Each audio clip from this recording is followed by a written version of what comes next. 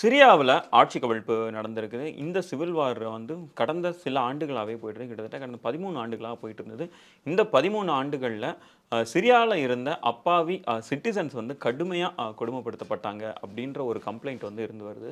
அதுவும் குறிப்பா அங்க அடைக்கப்பட்ட அந்த சிறைச்சாலைகள்ல வந்து பல பேர் வந்து கொல்லப்பட்டாங்க. கிட்டத்தட்ட 1,00,000 பேர் இந்த இதுல சிறைச்சாலைகள்ல மட்டுமே கொல்லப்பட்டிருக்காங்க அப்படின்ற ஒரு தகவலுமே இருக்குது. இப்படி இருக்க அண்மையில சையத்நாரா அப்படின்ற ஒரு சிறைச்சாலை இருக்கு. அந்த சிறைச்சாலையில இருந்து பல அப்பாவி கைதிகள வந்து விடுவிக்கவும் செஞ்சிருக்கிறாங்க. ஸோ அந்த சையத்நாரா சிறைச்சாலைன்றது எதனால கொஞ்சம் நோட்டபுளான ஒரு சிறைச்சாலை அப்படின்னு பார்த்துட்டோம் அப்படின்னா, one of the biggest prison வந்து இதுதான். அண்ட் இதுல வந்து முன்னாடி சொன்ன மாதிரி கிட்டத்தட்ட 1,00,000 பேர் வந்து இதில கொல்லப்பட்டிருக்காங்க. அப்பாவி மக்கள் சிறைச்சாலையில இருந்து மட்டுமே. அண்ட் அதில ஏறத்தாழ 30,000க்கும் மேற்பட்டோர் இந்த சையத்நாரா சிறைச்சாலையில தான் இருந்து கொல்லப்பட்டிருக்காங்க அப்படின்ற ஒரு கொடுமையான ஒரு செய்தியுமே வெளியாயிருக்குது. சரி, இந்த சையத்நாரா சிறைச்சாலையில அப்படி என்ன நடந்தது? இந்த இடத்துல அப்படி என்னென்ன கொடுமைகள வந்து சிறைவாசிகள் வந்து ஃபேஸ் பண்ணாங்க அப்படின்றத பார்த்துடலாம். குறிப்பா ஒரு செக்ஷுவல் அசால்ட்டா இருக்கட்டும், இல்ல மென்டலி ஹார்ம் பண்றதா இருக்கட்டும், பிசிக்கலி அவங்கள கொடுமைப்படுத்துறதா இருக்கட்டும், அதிலிருந்து கொஞ்சம் கூட ஈவிரக்கம் இல்லாம அவங்களுக்கு தூக்கு தண்டனை குடுக்கிறதா இருக்கட்டும், இது மாதிரியான பல கொடுமைகள் இந்த சிறைச்சாலையில நடந்திருக்கு அப்படின்னு சொல்றாங்க. அண்ட் அதுவும் இல்லாம அது ஒரு ப்ராசஸா நடந்ததாகவும் சொல்றாங்க. அண்ட் அந்த ப்ராசஸ் என்ன அப்படின்றத இப்ப பார்த்துடலாம். இந்த சையத்நாரா சிறைச்சாலைய வந்து மொத்தம் 2 பில்டிங்ஸ் இருக்குது. ஒண்ணு வந்து ஒரு ஒயிட் பில்டிங், இன்னொன்னு வந்து ரெட் பில்டிங். ஸோ அந்த ரெட் பில்டிங்ல வந்து யாரெல்லாம் இருக்கிறாங்க அப்படின்னா, சிரியாவோட அப்பாவி சிட்டிசன்ஸ் வந்து இதில இருக்கிறாங்க. எந்த ஒரு இந்த ரிபல்லியஸான இதா இருக்கட்டும், இல்ல இந்த மாதிரியான கிளர்ச்சியாளர்களா அந்த மாதிரி இல்லாம அப்பாவி மக்கள் வந்து அதில இருக்கிறாங்க. ஒயிட் பில்டிங்ல வந்து இது மாதிரி கிளர்ச்சியாளர்கள் இருக்கிற அந்த ஆஃபீசர்ஸா இருக்கலாம், இல்ல அதிலிருந்து வந்த இந்த ரிபல் சோல்ஜர்ஸ் எல்லாமே இந்த ஒயிட் பில்டிங்ல இருக்கிறாங்க. ஸோ இப்போ இந்த ரெட் பில்டிங்ல இருக்கிற சிறைச்சாலை வாசிகளா இருக்கட்டும், இல்ல ஒயிட் பில்டிங்ல இருக்கிற சிறைவாசிகளா இருக்கட்டும், 2 பேருக்குமே கடுமையான உடல் ரீதியான காயங்கள் மட்டும் இல்லாம, மன ரீதியாவும் கடுமையா அவங்கள டார்ச்சர் பண்ணியிருக்காங்க அப்படின்ற ஒரு விஷயம் தான் இருக்குது.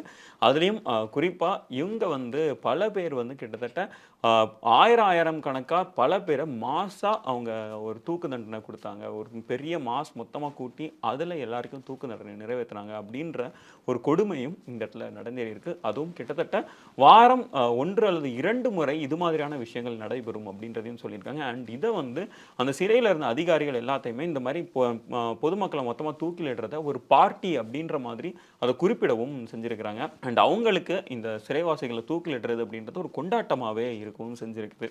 அதே மாதிரி இப்போ இதுக்கான ஒரு ப்ராசஸ் இருக்குதுன்னு சொன்னேன் இல்லையா? அது என்ன அப்படின்னா, ரெட் பில்டிங்ல இருக்கிற சிறைவாசிகள் இன்னைக்கு இவங்கலாம் தூக்கு போட போறோம் அப்படின்றத அவங்கள கொஞ்சம் கொஞ்சமா ஃபில்டர் பண்ணி, அவங்கள ஒரு கூட்டமா எடுத்து அவங்கள பிளைண்ட் ஃபோல்ட் பண்றாங்க. ஒரு துணிய வச்சு அவங்களோட கண்ண ஃபுல்லாவே கட்டிடுறாங்க.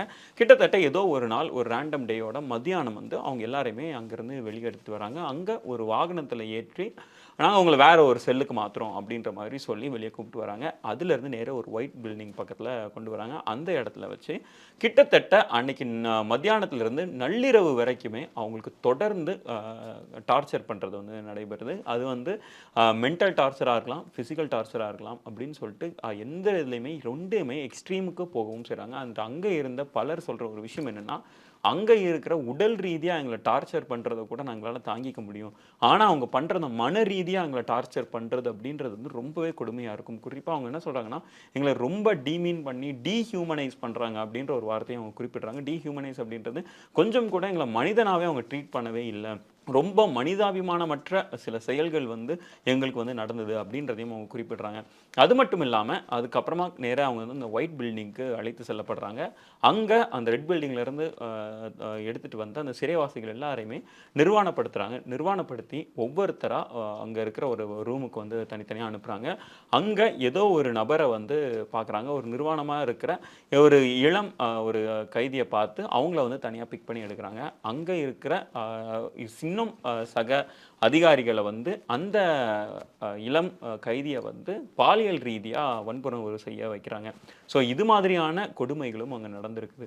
இது போல தொடர்ந்து தூக்கு தண்டனையா இருக்கட்டும், இல்ல இது மாரி செக்ஷுவல் அசால்ட்டா இருக்கட்டும், இது மாரி மென்டலி, பிசிக்கலி அப்படின்னு சொல்லிட்டு எந்தெந்த மாதிரியெல்லாம் அவங்கள டார்ச்சர் பண்ண முடியுமோ, அந்தந்த மாதிரியெல்லாம் டார்ச்சர் அந்த சையத்நாரா சிறைச்சாலையில நடந்தேறி இருக்குது அப்படின்றத சொல்றாங்க. அதுவும் முன்னாடி சொன்ன மாதிரி கிட்டத்தட்ட 30,000க்கும் மேற்பட்ட அப்பாவி மக்கள் மட்டுமே இதில் தூக்கிலிடப்பட்டிருக்காங்க. தொடர்ந்து பல பேர் வந்து டார்ச்சர்லேயே கொல்லவும் பட்டிருக்காங்க அப்படின்றதையும் சொல்கிறாங்க. அதுவும் வாரம் வாரம் குறைஞ்சது ஒரு 1000 பேர் கிட்டயாச்சும் சில டைம்லாம் கொல்லப்பட்டிருக்கிறாங்க அப்படின்ற ஒரு வருத்தமான செய்தியும், ஒரு வேதனை அளிக்கும் ஒரு செய்தியும் இந்த இடத்துல இருந்து இப்போ வெளியிட்டிருக்கிறாங்க. அண்ட் இப்போ அங்கே இருந்த அப்பாவி சிறைவாசிகள் எல்லாத்தையுமே இப்போ அவங்க ரிலீஸும் பண்ணியிருக்கிறாங்க. அண்ட் இந்த ஒரு கதை பல பேரை அதிர்ச்சி அளிக்குது. அதுவும் இல்லாமல் பல பேருக்கு மிகப்பெரிய ஒரு வேதனையை கொடுக்குற ஒரு செய்தியாகவுமே இது வந்து சேர்ந்திருக்குது.